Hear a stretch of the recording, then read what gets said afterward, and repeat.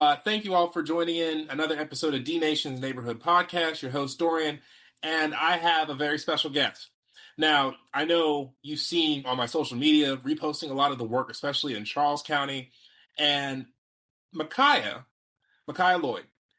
When we talk about grassroots organizers, it's very much easy to talk about it, but she's doing the work. She's putting in the work. When we talk about fighting against data centers, making sure that with the work, we're talking about Charles County, right? So in Southern Maryland, making sure that the commissioners who decide and write the laws to implementing them, to making sure that the staff that they oversee is able to give credibility to the work that, again, is in the hands of you, the people.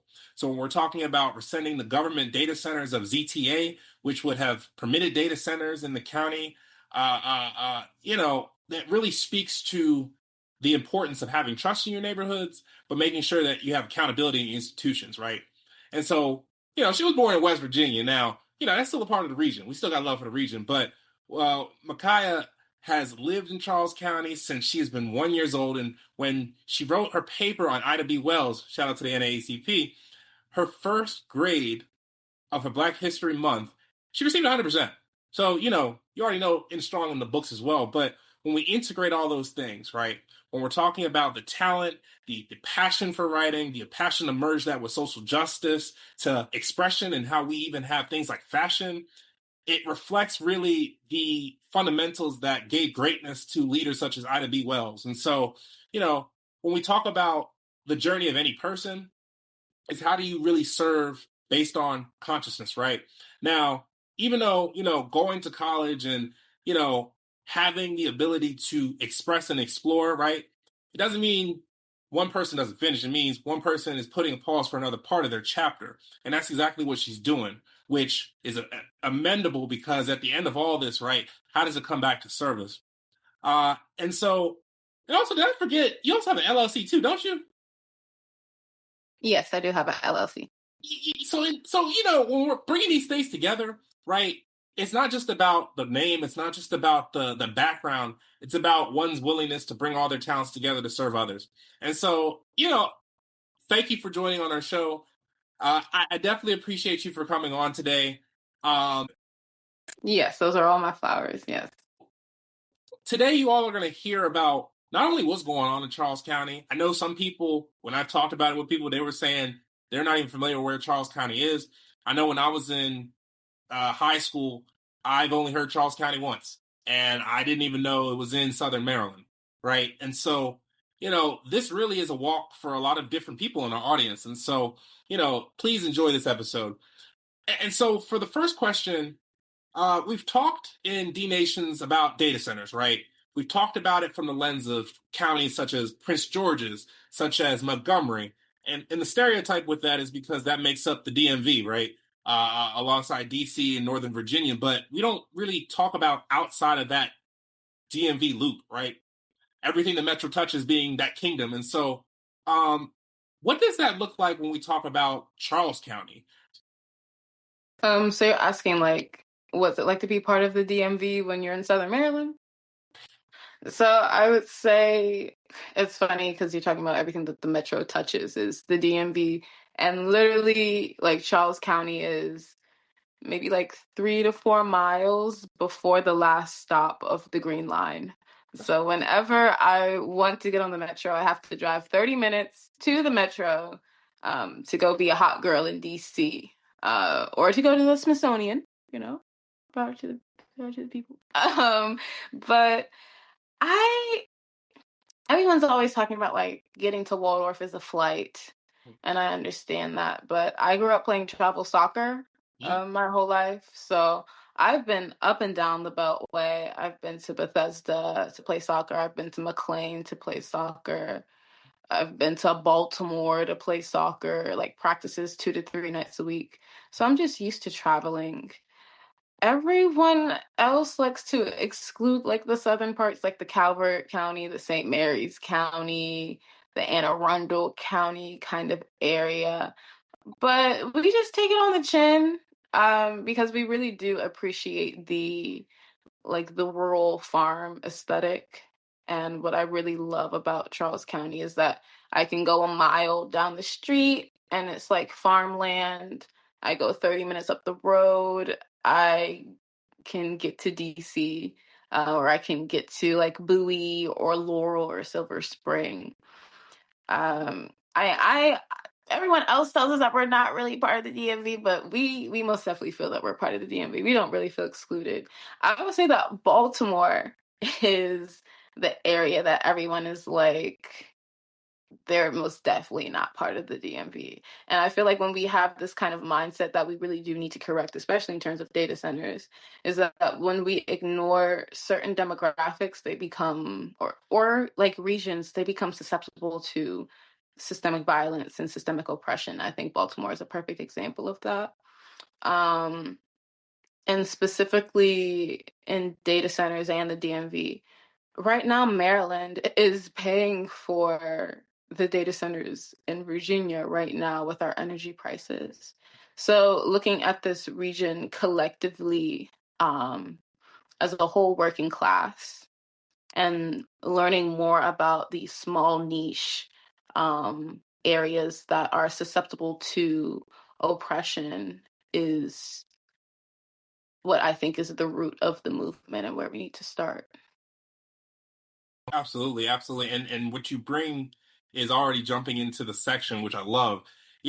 How does this impact everyday people? You said it perfectly, right? When we fail to recognize the intersections of our communities, right, and being able to put that in our canvas as a state, we leave ourselves vulnerable to people who are willing to exploit not just our finances, our affordability, but also our health and well-being, right? And you know that ties to affordability, which so many people are talking about. How do you feel like being in Charles County and the connection that you have with the DMV, right? What do you feel like is on people's minds when they're hearing about this in the news, they're hearing about this on social media, they're seeing this with their prices, but they're not getting the responses from their elected officials or their peers? Yeah. Um, It's really hard. I just made a video about this. It's in my drafts and I won't post it for a while, but everyone complains about the political and economic state of the world, but no one really does anything about it. But it's also like we have to survive. And some lady came up to me today while I was at work and she was like, I don't have time to be active, but I'm so grateful for you that you are active. And with that in mind, when I go to like these district commissioner meetings and I hear like legislative proposals, I hear public comment. Sometimes I go in and they're having some sort of like presentation about a specific interest. And I don't know if this is the first time, but in Charles County, they are now like actually implementing affordable housing. So it's a really hard balance between like we really need y'all to get active versus it's so unaffordable that people don't have time to be active when we have to this rise and grind hustle gig economy where you need to have 3 to 4 jobs just to survive sometimes, specifically in Charles County. A lot of people say it's cheap to live down here. Some people say that it's expensive to live down here. I don't know. I live with my mommy and daddy. I don't pay no bills yet. Thank God. They tried to do that to me, but then I've gotten into debt and stuff and I've had some health issues, so I had to, quit my job and stuff. So they got up off my case about paying bills. But I mean, just my car note, my insurance, and my phone bill is about $800. Mm. And I'm just like, I don't know how many jobs I'm gonna have to work just to be able to afford to live. And this isn't including food or health insurance or rent or utilities. It is just so unaffordable. And I was talking to someone else today and they were like, mindset is important. Everyone's talking about the manifestation and you got to get in the right mindset for your blessings to come to you and all of these things. And it's so true. And then it's just, it's you have to stay optimistic for yourself, but you have to live in reality. And the reality is a lot of people are spending a lot of money. Mm-hmm. The US economy is making billions and billions of money. It's just that the trickle down economics is a lie. So the money is not trickling down to the working class. So what we need is for people, in my personal opinion, we need to start bullying these people. And and I know you said your audience is like younger people, and there are different ways to be an activist. You don't have to go down my route. There are many other ways for you to be effective, but at least at a local level, you gotta get your hand and you gotta put it, hypothetically, metaphorically, put it on the throat of your local politicians with your messaging and with your rhetoric and with your militancy about how serious you are, because it is the local officials that and I could just keep going on and on and on. But at the local level, and especially specifically talking about the wealth distribution at the local level, what I'm realizing is that all of our economics are a closed loop system of exploitive economic practices. It is the same people passing property and land to one another. So we have to find a way to break up these monopolies that are at Wall Street and at your local in your local community, because I promise you, the people who are donating to your local politicians are um are realtors, they're developers, they are slave holders, probably. They're legacy land holders. These are legacy families probably in your local area who have had land in this colonial apartheid state since its beginning, and they have not let go of it since. So I don't even know how to solve this issue. I don't even know if I should be talking about this yet because we're trying to solve this issue. But it's at this moment, what we need is for people to know, especially at the local level, that we are watching them and that we are trying to fight them with everything that we have. Absolutely. And there's the famous saying, of course, when we talk about power and structure, not don't ask yourself what you're going to do, ask yourself what you're prepared to do. Because when we talk about, and I'm just going to use the language that we all know is to be true, when we look at capitalism and its analytical root, it's how do you get the most using the least amount of labor?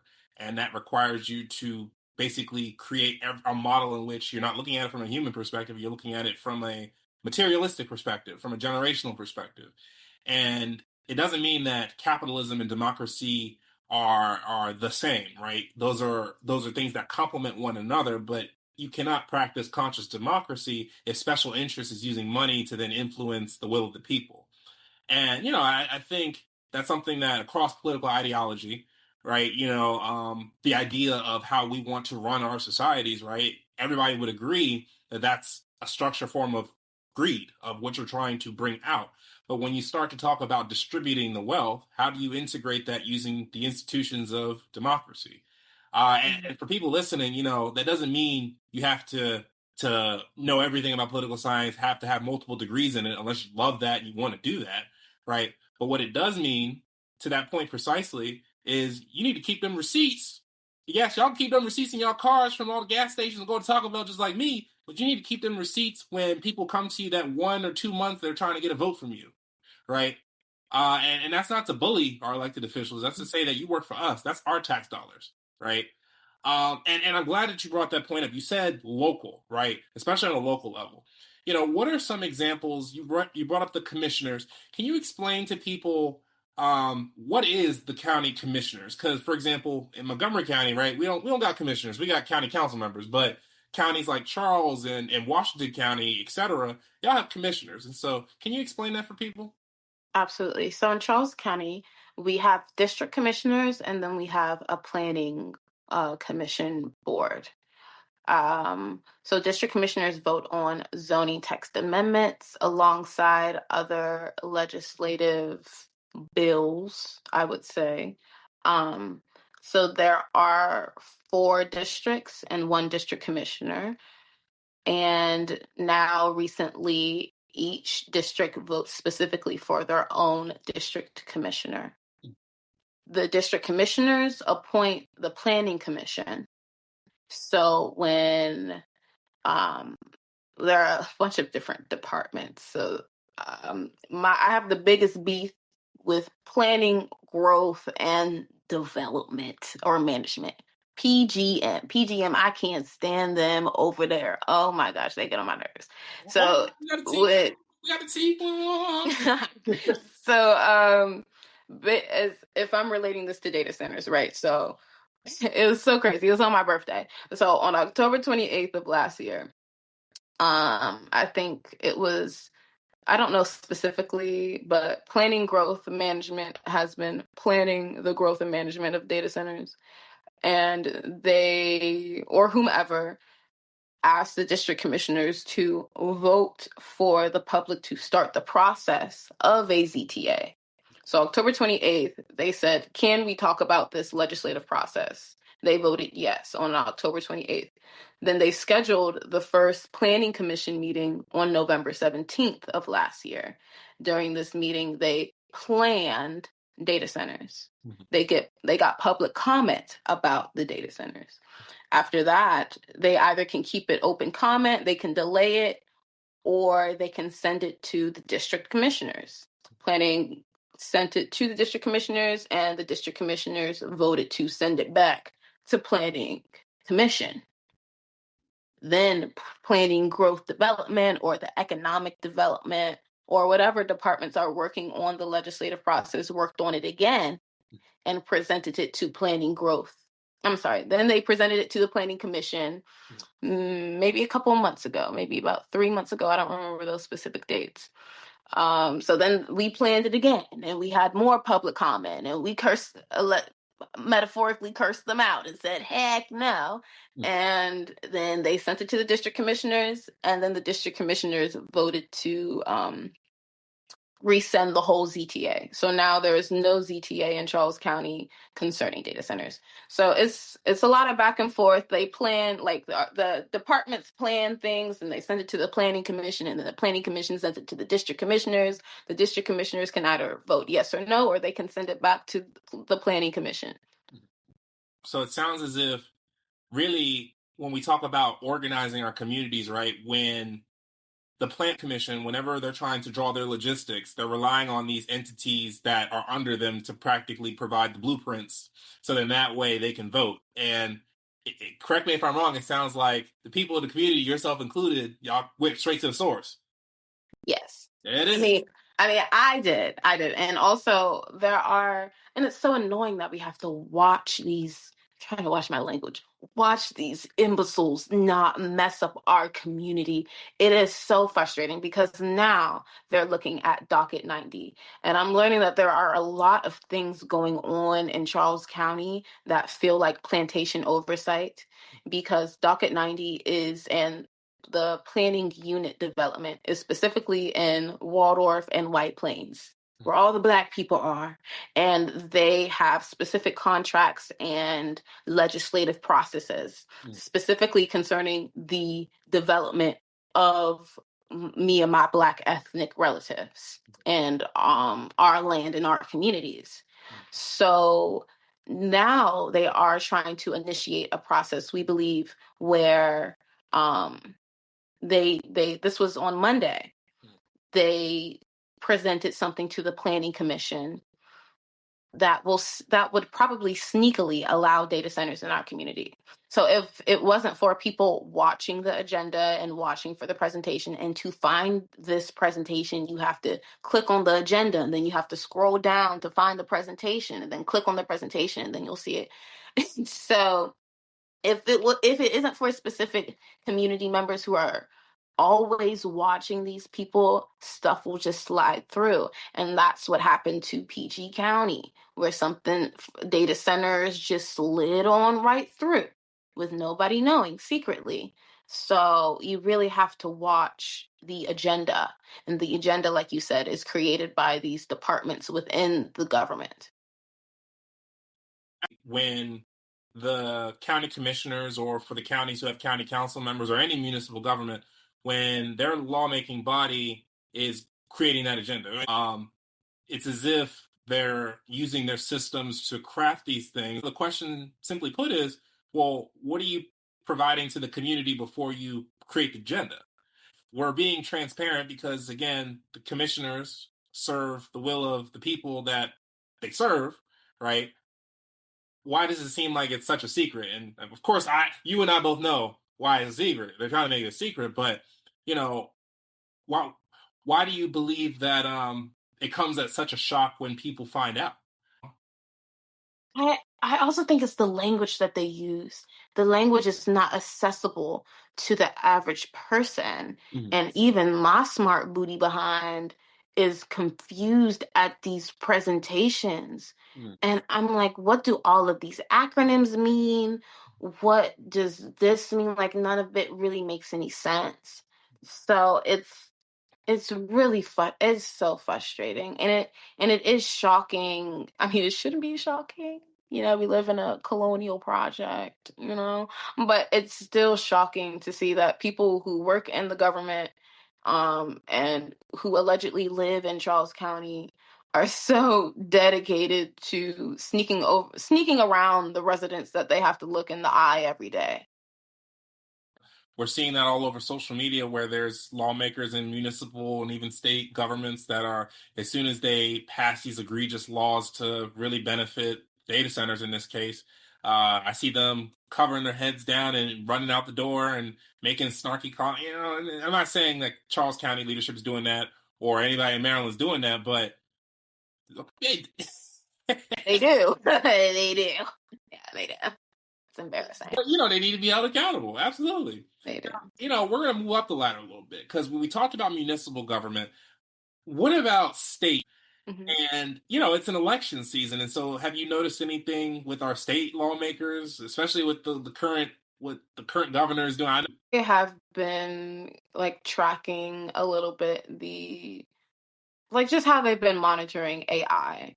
And already they had to pass a law that would simply just make companies report about any like glitches or discrepancies or errors that their AI software is having. And these AI softwares are already being used for our health insurance, for employment opportunities, that really impact like your actual day-to-day life.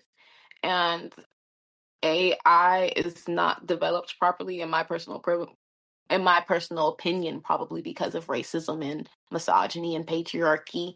That the developers in the room are not diverse enough to create ethical AIs. Basically, that's my personal opinion.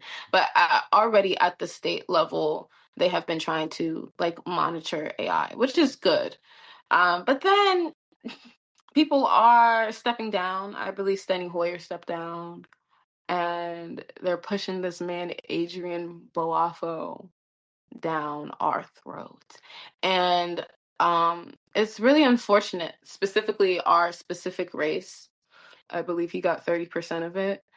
And there were so many candidates in the primary that it just split the vote. It was just 70% of the people who voted did not vote for Adrian Boafo, but he won.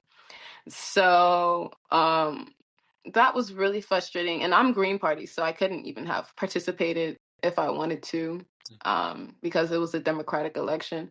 I don't really pay attention to the Republicans, especially in Charles County. Like, ain't no Republican really winning nothing, really. So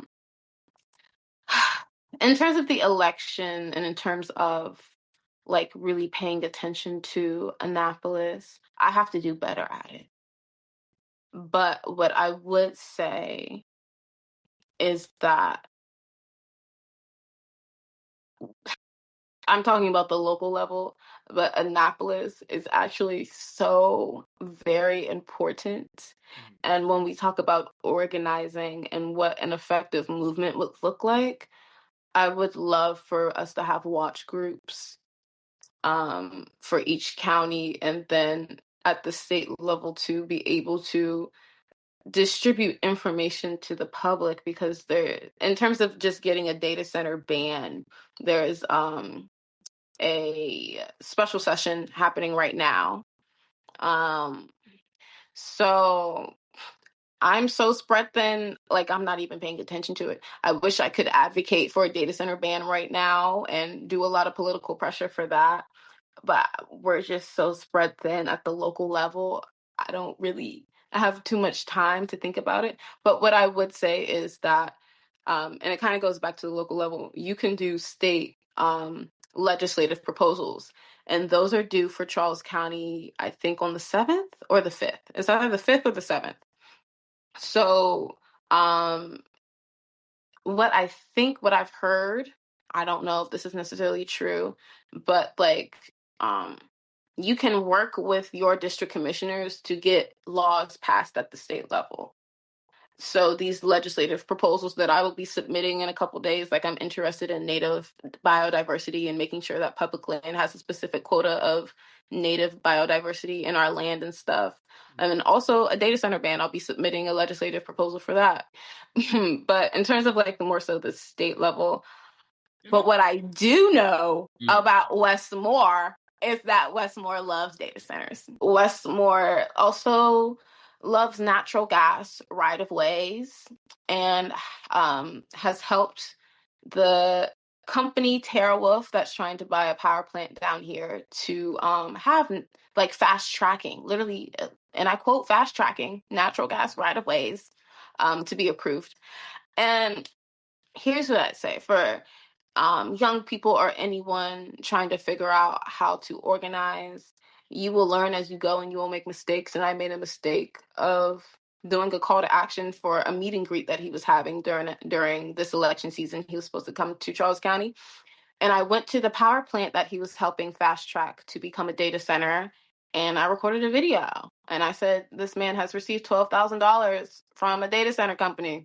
And he's coming to town. Everyone go talk to him. And he canceled it. He canceled it. He did not show up. So I would just say be savvy, be strategic, move in silence sometimes, y'all. Don't say you're gonna show up, just show up. I'm trying to get more like private networks going where I don't have to rely on my social media to get call to actions going so that I can talk to people directly. I just have a lot to learn. And as a state, we have a lot of organizing to do to make sure stuff like this never happens again. But we do really need to be savvy and understand personnel and what people like and don't like, because Westmore does not like confrontation. So figuring out how to get him to talk about this before the election is going to be a really hard task to figure out.